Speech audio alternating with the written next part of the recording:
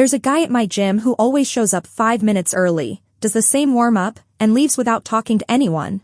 He's not flashy. His phone screen has a crack running down the middle. His earbuds look like they've been repaired more than once. And when he walks out to the parking lot, he gets into a 10-year-old pickup with sun-faded paint and a dent that never got fixed. You can feel what people assume about him. They assume he's behind. They assume he's struggling. They assume he's one bad month away from panic. But one day, we ended up talking by accident. Not about money. Just normal stuff. Work. Time. Stress. The usual. And then he said one sentence that rewired my brain. I keep my life looking simple on purpose. I like being underestimated. That's when I realized something most people never learn until it's too late. Looking poor can be a strategy. Not actually being broke. Not pretending you don't have goals. Not refusing to enjoy life. I mean choosing to look ordinary even when you don't have to. Because the truth is, the people who look rich and the people who are rich are often playing two completely different games. One game is about being seen. The other game is about being free. And if you want the second one, you have to understand a rule that almost nobody follows. Every dollar you spend proving you're doing well is a dollar you can't use to become unshakable. And the scary part is, it's not just about money. Looking wealthy changes how people treat you. It changes what you get charged. It changes who approaches you. It changes what people expect from you. It even changes what kinds of problems come looking for you. So yes, this is a money conversation. But it's also a safety conversation. It's a relationships conversation. It's a stress conversation.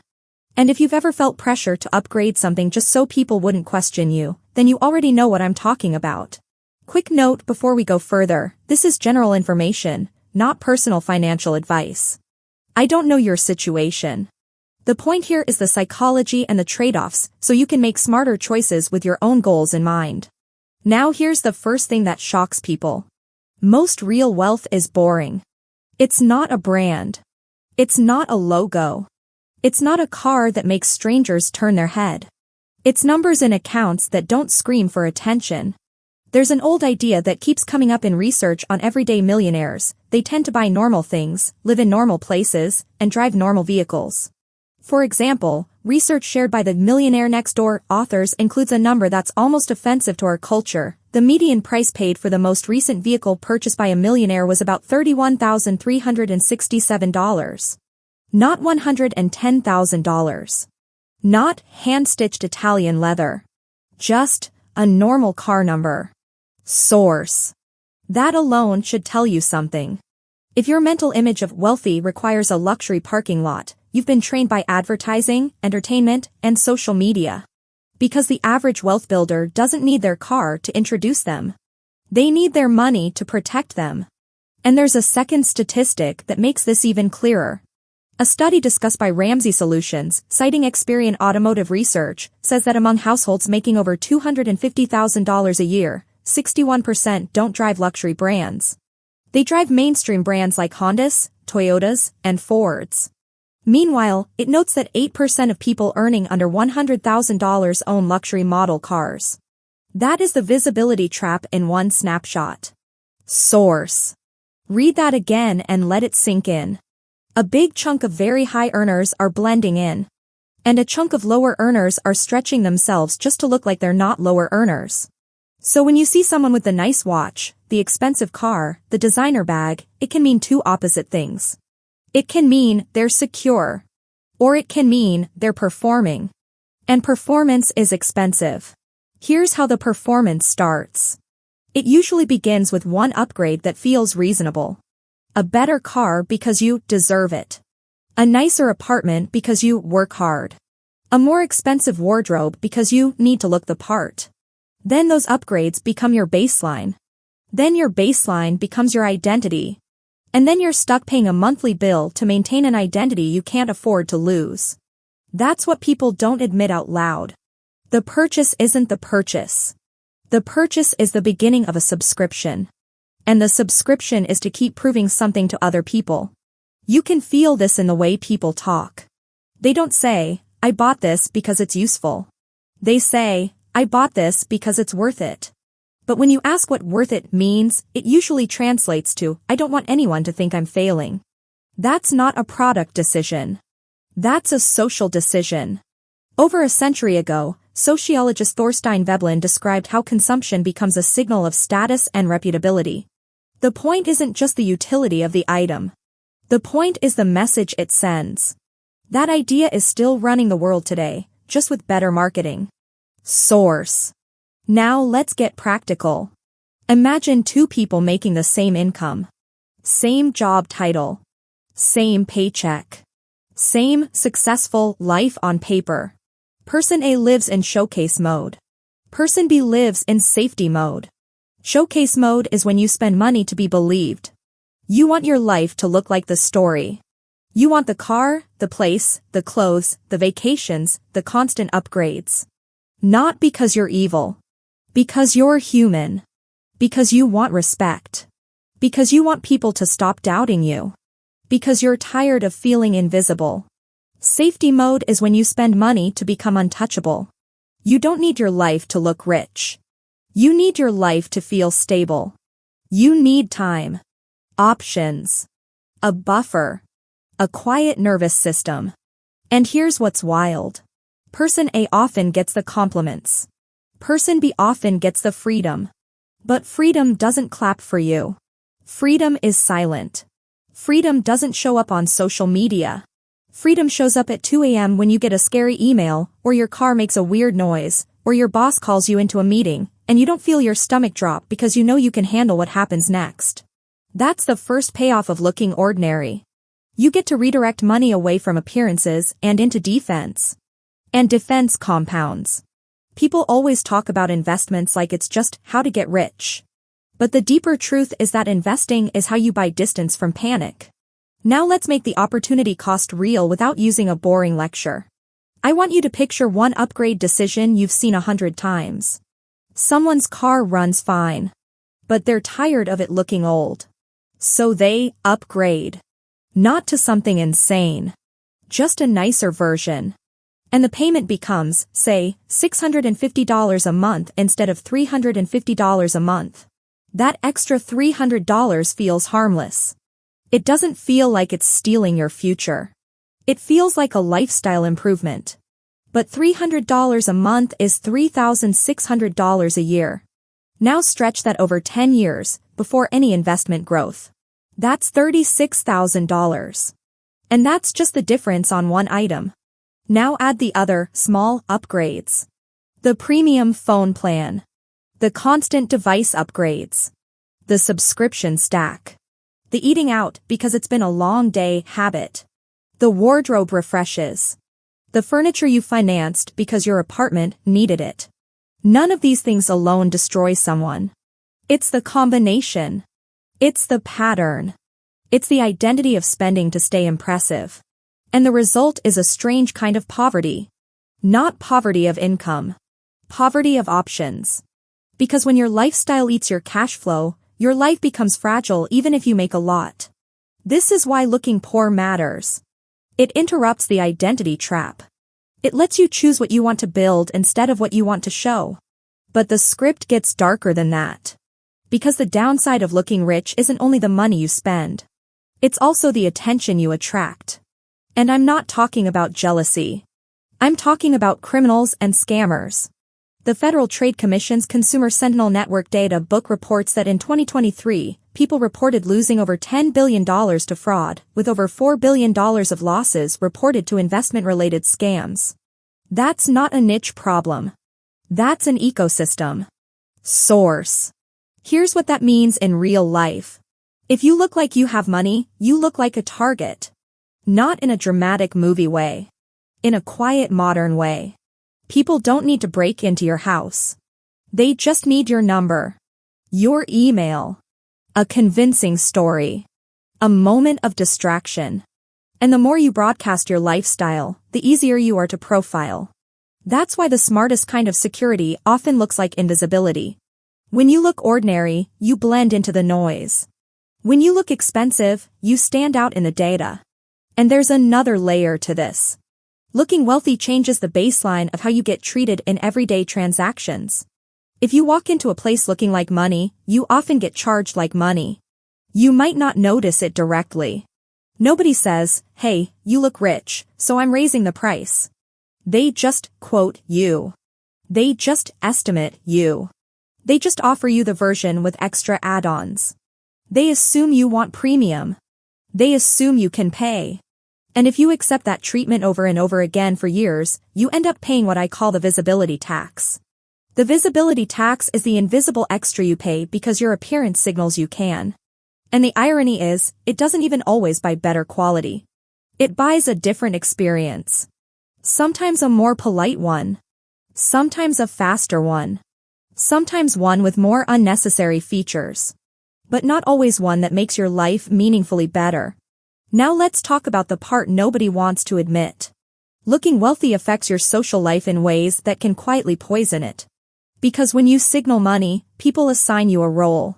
If you look expensive, people assume you can afford expensive dinners. They assume you're fine picking up the tab. They assume you don't mind being the generous one. They assume you should be the one who helps out. And maybe you can. But notice what happens. Your kindness stops being interpreted as kindness. It starts being interpreted as your job. And once you become the money person in a group, the dynamic changes. Sometimes it becomes resentment. Sometimes it becomes entitlement. Sometimes it becomes a weird distance where people talk to you differently. You stop knowing whether the relationship is you or your lifestyle. That's why looking ordinary can protect your relationships. Because it reduces distortion. It keeps things cleaner. People don't approach you with a script. They approach you with their real personality. And you get something money can't buy, normal interactions. Now I want to flip this to the work world, because this is where looking poor becomes a serious advantage. If your coworkers think you're barely making it, you become relatable. If your boss thinks you're hungry, they assume you need the job. If a client thinks you're modest, they're less likely to resent your price. But the moment you look visibly wealthy, the story changes. People start asking, "Why are you even here?" They start questioning your motives. They start assuming you're overcharging. They start treating your success like a problem. And now you're managing a new kind of politics that has nothing to do with performance. So the quietly secure person has a hidden power. They can negotiate from strength while appearing to negotiate from need. They can walk away without announcing that they can walk away. They can take smart risks because they have a cushion. And they don't trigger social backlash because they don't look like they're above anyone. That's what the gym guy meant. He didn't keep it simple because he couldn't have more. He kept it simple because it made everything easier. Now let's build a clear mental model you can use. Forget complicated finance terms. Just think in two modes. Showcase mode behaviors usually look like this. You buy upgrades quickly. You care about being seen as successful. You feel pressure to keep up. You get nervous when someone might judge your choices. You often finance comfort to avoid feeling behind. You treat looking established as a necessity. Safety mode behaviors look like this. You keep overhead low. You upgrade slowly and intentionally. You don't buy things because you're embarrassed. You prioritize savings and investments as a form of self-respect. You keep your life flexible. You optimize for options, not applause. Here's a simple self-test. When you think about a purchase, which voice is louder? The voice that says, "This will make me feel secure." Or the voice that says, "This will make me look secure." Those are not the same. And your life changes depending on which one you feed. Now let's talk about the cultural machine that pushes people into showcase mode. Because it's not just individual weakness. It's not just, people are dumb. It's an environment. Advertising doesn't sell you objects. It sells you identity. Social media doesn't show you daily life. It shows you the highlight reel. And when you consume highlight reels long enough, you start feeling like your real life is falling behind. So you spend to close the emotional gap.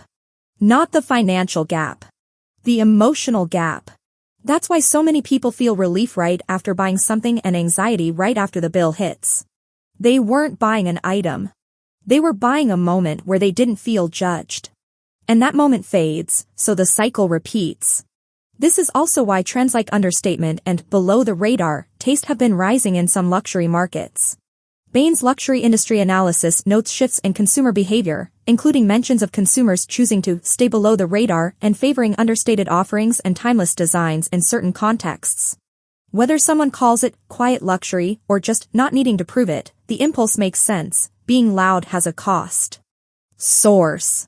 But here's the important difference. Understatement as a fashion trend is not the same as invisibility as a strategy. You can still spend a fortune quietly and stay trapped. The real strategy is not about aesthetic. It's about structure. It's about building a life where your bills don't control you. So let's talk about the cleanest reason looking ordinary works. It preserves your runway. Runway is how many months you can live if your income gets interrupted. Runway is how long you can say no. Runway is how long you can search for a better job instead of taking the first one that pays. Runway is how long you can survive a bad year without destroying your future. And runway doesn't come from looking successful. It comes from having less money leaving your life every month. This is why two people can make the same salary and live in two different realities. Person A looks amazing and feels trapped. Person B looks average and feels calm. Because person B is buying runway.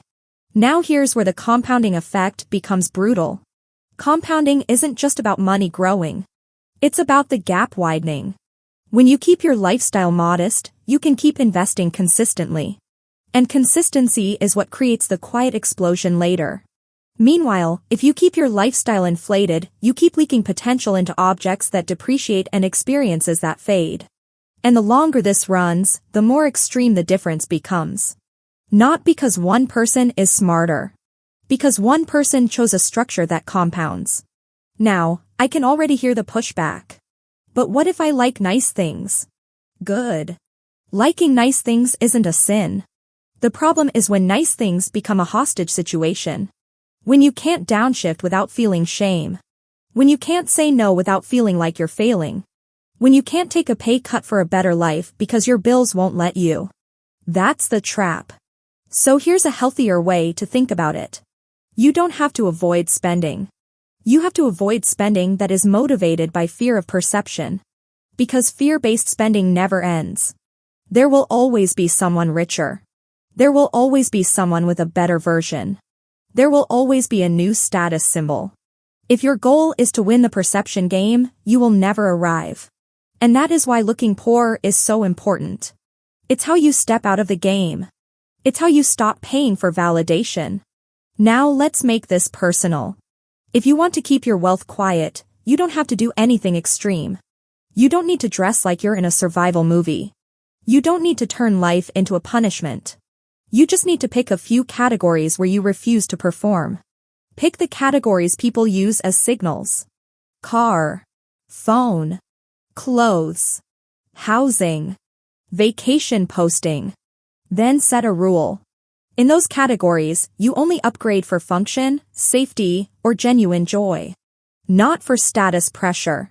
Not because you feel watched. Not because you want strangers to assume you're winning. Because the moment you break the performance habit in just one category, you start getting your mind back.